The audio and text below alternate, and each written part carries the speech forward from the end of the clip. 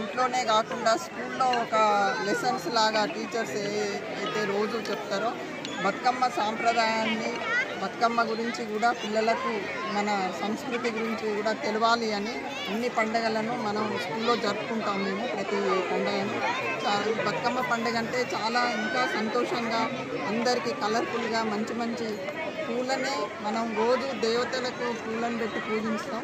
ఈరోజు మాత్రం ఈ బతుకమ్మను మాత్రం బతుకమ్మ పండుగకి పూలనే దేవతగా కొలుస్తాము.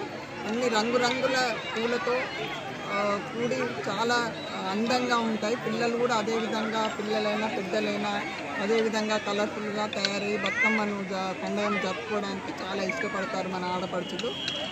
ఈ బతుకమ్మ శుభాకాంక్షలతో పాటు దసరా శుభాకాంక్షలు కూడా తెలియజేస్తున్నాను. విజయదశమి అందరికీ విజయాలను ఇవ్వాలని ఈ సంవత్సరం మా స్కూల్లో కూడా మంచి పిల్లలందరూ మంచి విద్యను అభ్యసించి ముందు ఉండాలని కోరుకుంటూ విజయాలను ఇవ్వాలని విజయదశమి దసరా శుభాకాంక్షలు తెలియజేస్తున్నాను. ఫెయిర్ మీడియాకు స్వాగతం. మా ఛానల్ను సబ్స్క్రైబ్ చేసుకోండి మరియు మా వీడియోలను చూడండి.